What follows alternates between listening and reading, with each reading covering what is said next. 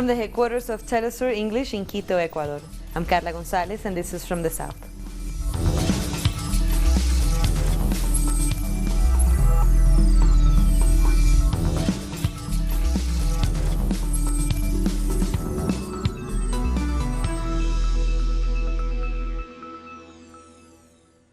India's Prime Minister Narendra Modi has won the general election, securing another 5-year term. According to the Election Commission, Modi's Bharatiya Janata Party, or BJP, is on course to take 300 of the 543 seats in parliament. Over 600 million people voted in the marathon election, which took 6 weeks to complete. People voted for the country and voted positively. For the first time, the country voted to bring someone back. This is a very important verdict, because people voted for honest leadership, decision-making leadership, and most of all, a strong leadership. They voted for national security and development. This is the victory from everyone's support and everyone's development. And Prime Minister Modi received an eager welcome from thousands of supporters when he arrived at his party's headquarters in Delhi. Under heavy police cover, Modi took his victory walk to the BJP venue, where he was greeted by chants of Modi, Modi. He addressed the crowd following his election win. And his supporters celebrated the victory outside the party headquarters with singing and dancing. People celebrated in Mumbai, Bangalore, and Assam, among other cities. This election victory is historic in India, as the result surpasses the 2014 election when Modi swept to power with 282 seats. I hope he will be doing a more good job. He already done such a wonderful job. We are expecting India should be like a superpower country in the world right now. And we will getting more jobs and everything. We expect at least 2 more tenures from Modi government so that this country would be in top 3 of the world. That's it. We are now joined on the line by journalist Amit Sengupta, who is in New Delhi, to talk about this election. Hello, Amit. Thank you for joining us. Yeah, thank you. So this is clearly a significant victory for Narendra Modi and the BJP, and a big defeat for the opposition Congress Party. So how do you explain the results? India is a democracy. India is a secular democracy. And this election results were unexpected. The finance reporters went to the ground, said the BJP, the Modi's party, Narendra Modi's party, will never get more than 150. So still now one is able to understand and not understand how they have got those huge number of victories. Because at ground level there was so much unrest and anger against this government, from farmers, from workers, from huge level of unemployment. So this is an unprecedented victory, but it has not still been explained in terms of sociologically or in terms of ground reality. How Mr. Modi has been able to win is still an enigma. And Amit, what can we expect from Modi in this next term?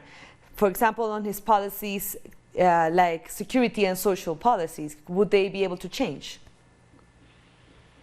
I think they will move towards destroying Indian democracy, and they will move towards dictatorship. And then finally they will move towards destroying the secular, pluralist Indian constitution. They believe in one religion, one culture, and one nation. They are xenophobic. They believe in Adolf Hitler. They are neo-Nazis. They don't believe in democracy, really.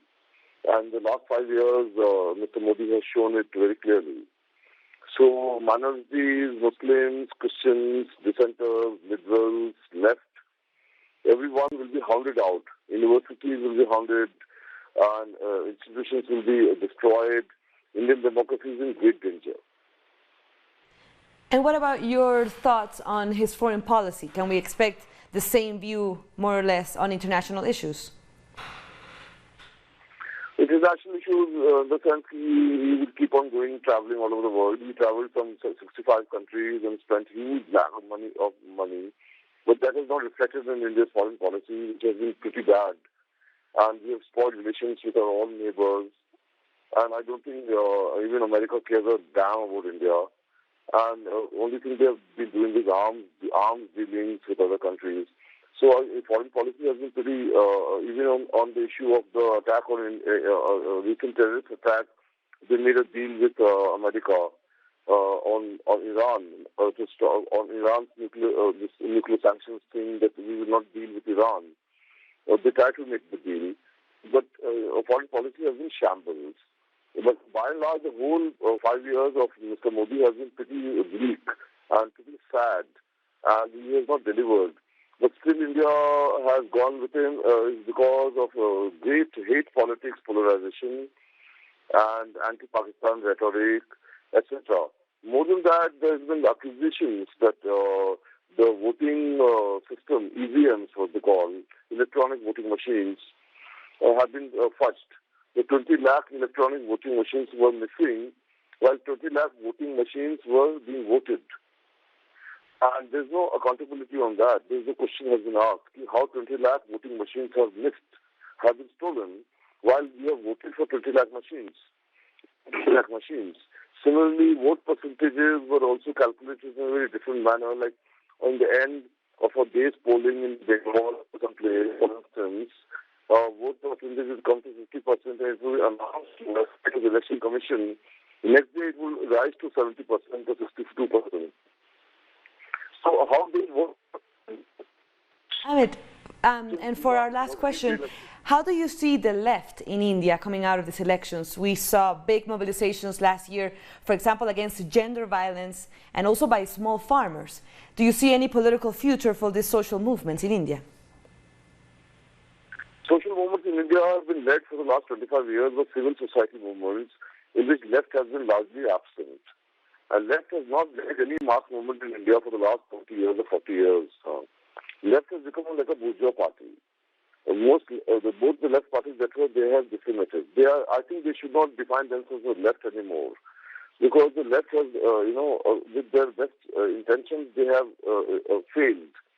Most movements, mass movements in India, even on hate politics or on farmers, on workers, students have led the movements. The left, larger political parties are failure, complete failure. And this election reflects again and again that they have been a complete failure. Thank you very much, Amit, for your time and for explaining to us these very important elections on a very important country for the world as well. Thank you. Thank you very much. That was Amit Gupta speaking on the elections in India. Now we change subjects. The European Union is heading to the polls to choose a total of 751 parliament delegates. More than 400 million people are eligible to vote in one of the biggest electoral exercises in the world. There will be 4 days of voting across the 28-nation bloc, with the UK and the Netherlands voting first.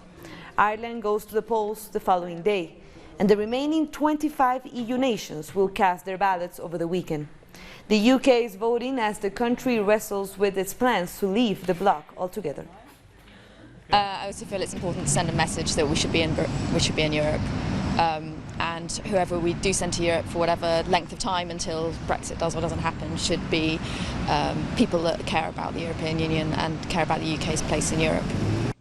Because there's still a lot of power in what's being decided in Brussels around Brexit as well. So getting more MPs there who are against Brexit has to have some kind of an effect, I think. Our correspondent in London, Pablo Navarrete, has more details. People in the United Kingdom are today going to the polls to vote for European members of the European Parliament. Now, it is expected that around 40 million Britons are eligible to vote. The election results will be known on Sunday, and this comes in the context of a profound crisis for UK Prime Minister Theresa May, who many are now saying will not last beyond a few more days. According to the Times newspaper, she is expected to have a meeting with Graham Brady, the head of the influential 1922 club of Conservative MPs, and it is possible that she will have to announce a timetable for her resignation as Prime Minister as early as tomorrow. It is expected that the Conservative Party will do very badly in these Euro elections. with them coming up to third place. It looks like the polls point to the two biggest parties being the main opposition party led by the socialist Jeremy Corbyn and the newly formed Brexit party headed by the far-right politician Nigel Farage, who are campaigning exclusively on a Brexit platform. So Theresa May is feeling intense criticism and pressure and is now openly under attack by her cabinet, who are briefing in the newspapers. She suffered another setback yesterday with the resignation of the cabinet minister Andrea Leadsom, and now her position is looking increasingly fragile. So European elections voting takes place today. The results will come in on Sunday. Theresa May's days as Prime Minister of the UK look increasingly numbered. That was Paolo Navarrete from the UK. In the Netherlands, Prime Minister Mark Rutte's governing party is fighting to retain support. Across the bloc, far-right parties are once again predicted to increase their seats to at least 20% in this vote. The political debate has also been around remaining or not in the European Union. The country has a usual low voter turnout. Let's hear from our correspondent, Sergio Rodríguez, who has the latest on these elections. The European Union is voting, with the first countries in the bloc heading to the polls. One of the most important issues of debate around this election is migration. From 2014, when the last polls took place, to 2019, more than 15,000 people died in their attempt to reach Europe. This is the biggest refugee crisis the continent has seen occur since the Second World War, and one of the first pressing issues taking over this election. Anti-immigration messages have grown, and according to the polls, at least 30% of the European Parliament could be composed by far-right representatives. That was our correspondent, Sergio Rodríguez. And we'll take a short break now, so don't go away.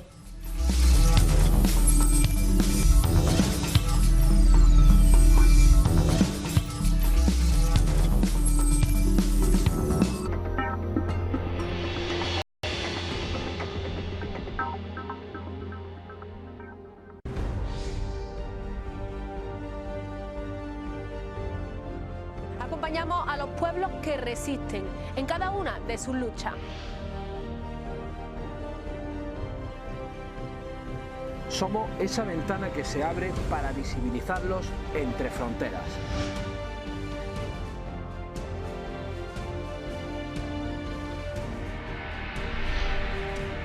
Thursdays, only on Telesur.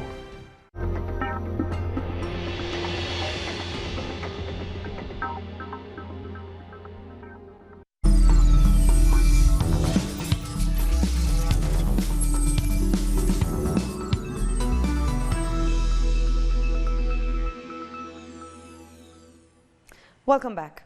The new cabinet of Haiti's Prime Minister Jean-Michel Lapin has been unveiled, but with only 3 women making up the 18-member cabinet.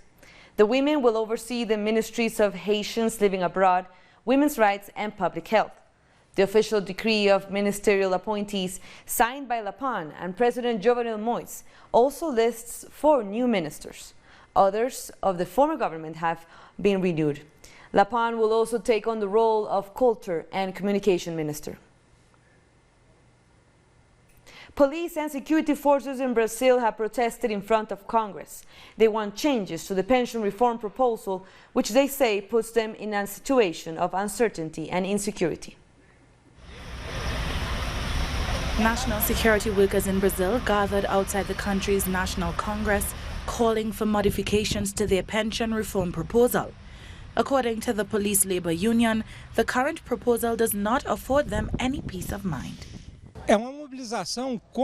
This mass public outcry is against the pension reform plan that was drafted in camera. In its current state, the plan discriminates against police officers. It takes away their right to get a pension due to high-risk activities. If a police officer dies while on duty and their spouse is under the age of 44, their partner will not receive a pension. In the case of municipal guards, who I'm representing, the retirement age increases to 65 years old, but it's impossible for a police officer to work past the age of 55. The protest follows Jair Bolsonaro's government's refusal to amend several points which negatively affect police. This includes failing to differentiate between the retirement age for men and women and the pension plan for families following death while on duty or as a consequence of being at service. Our logic is simple. How does a person that carries equipment, some of which are dangerous, and deals with the day-to-day stress of being a police officer, do so until the age of 65?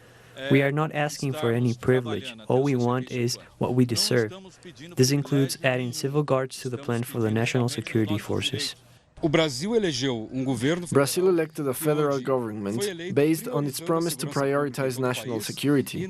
In practice, they have not yet promoted any policies regarding these concerns. In fact, contrary to their campaign promises, they have developed a pension reform proposal that damages workers in general, but specifically workers in the national security forces. Their life expectancy is a lot less when compared to other workers. Official sources revealed that on Thursday, Congress will publicly debate the pension reform proposal and the role of police officers and teachers. Students have clashed with police in Honduras during a protest against President Juan Orlando Hernández near Congress.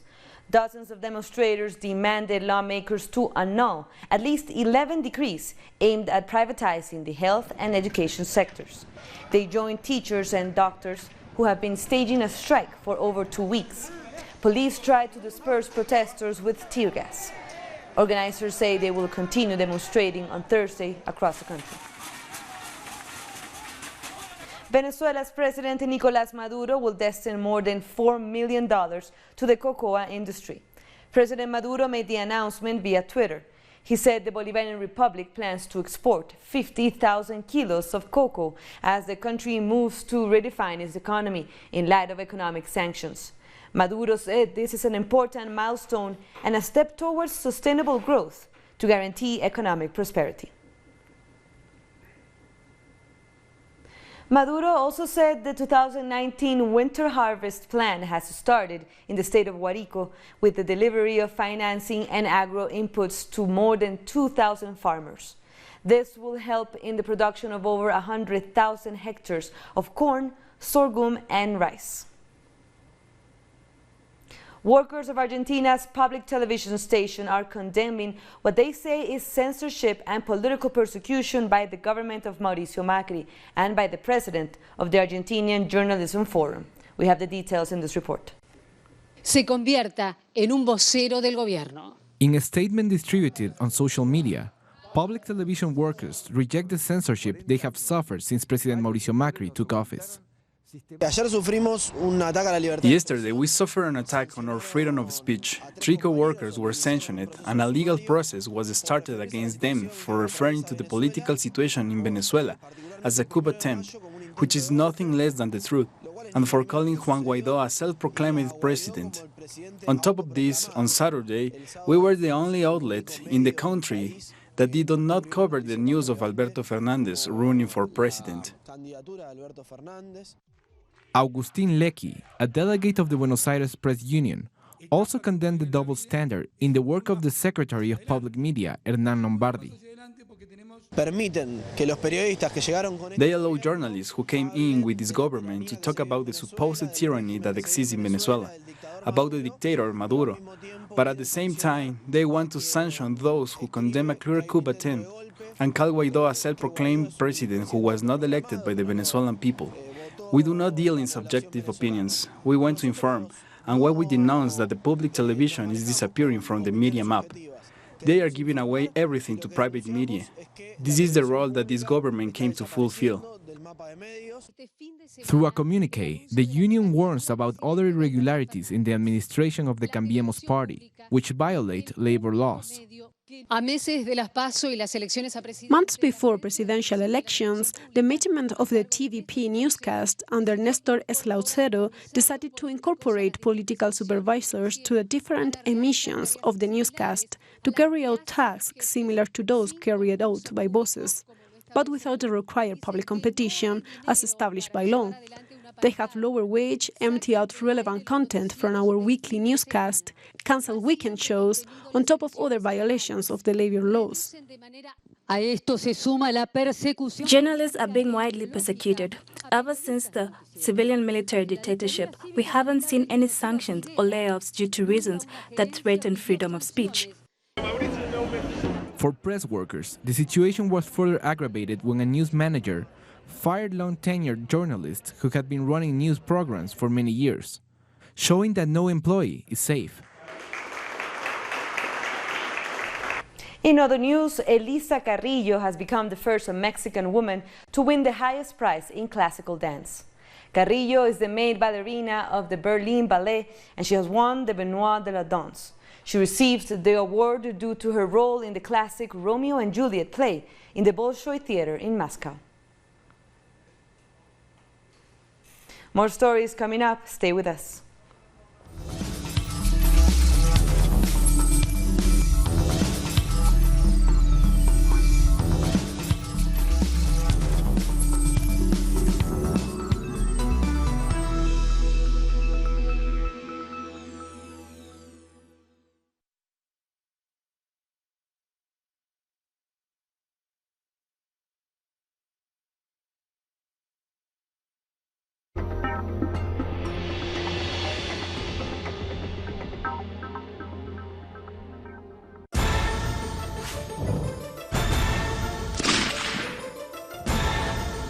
Who's moving the chessmen? What interests motivate the actors behind each event? Se despliega el tablero. Uncritical Moves investigates every event from Monday to Friday. Only on Telesur.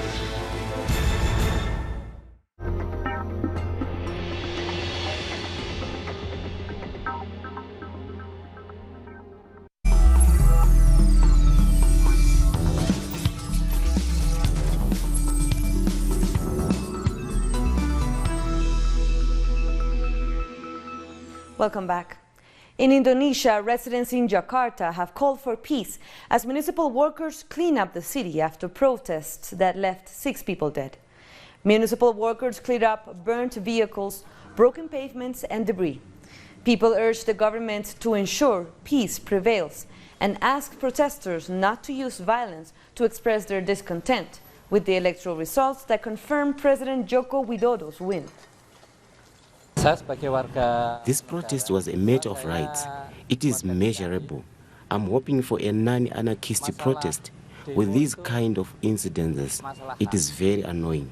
And I see this not only from the protesters, but from the police or the military side too. They were very persuasive and treated protesters inhumanly. Malawi's Electoral Commission has called upon stakeholders to refrain from announcing premature results. The Commission pledges to start official declaration of results as soon as 20% of the votes have been tallied. Citizens went to the polls on Tuesday, casting their votes to elect a president, members of parliament, and local government councillors. I also wish to again urge Malawians to exercise caution with unofficial results. While some results reflect how people have voted and help shape the expectations, some are outright falsehood, which can incite violence. South Africa's deputy president will not be sworn in until he is cleared of corruption allegations. David Mabuza is under investigation for alleged corruption by the African National Congress Integrity Commission. If he is not cleared, the president will have to appoint another vice president when he announces his cabinet in the next few days. In Gabon, President Ali Bongo has sacked his vice president and the forestry minister amid a timber smuggling scandal. No reason was given for their dismissal, but it comes after 300 containers of Quevasingo wood, which is illegal to export, was discovered at a port. There is a high demand for the wood in Asia, where it is used to make furniture. Nearly 2/3 of Gabon is covered in forests, and the timber industry is essential for the country's economy. At least 2 people have been killed and several others injured in a bomb attack in Somalia. The car bomb exploded near a checkpoint in Mogadishu. Al-Shabaab claimed responsibility for the blast, which targeted a convoy escorting officials and lawmakers to the presidential palace. Casualties include members of the security forces. The Libyan Prime Minister of the Government of National Accord has met with tribe leaders during his visit to Tunisia. Fayez al-Sarraj addressed the country's delicate political situation and the need for unity, among other issues. Al-Sarraj also spoke to a group of ambassadors to Libya who are stationed in the Tunisian capital for security reasons. This assault, which has caused us hundreds of deaths from each side, it has no place to be. We were on the brink of resolving the crisis that our country has been experiencing for years through peaceful ways. But this assault has radically destroyed the political process. At least 12 civilians have died after airstrikes hit a market in Idlib province in Syria. The attack was reportedly carried out by the rebel group National Liberation Front. The fresh fighting has taken the death toll to 52. The strikes come as heavy clashes raged in the north of Hama province after a counterattack by rebels was launched on Tuesday against government forces. About 180,000 people have been displaced by the recent attacks in northwest Syria. The World Health Organization has declared Algeria and Argentina malaria-free. This means that there has not been a single case of the disease in either country over the past 3 years. Algeria is the second African country to be officially recognized as malaria-free after Mauritius, which was certified in 1973. And with that story, we end our news brief. But remember, you can find all of our stories by checking our website, telesurenglish.net. And for our viewers in Africa, you can find us on Starsat channel 461 in South Africa and 539 in Nigeria. And you can join us on social media. For Telesur English, I'm Carla Gonzalez. Thank you for watching.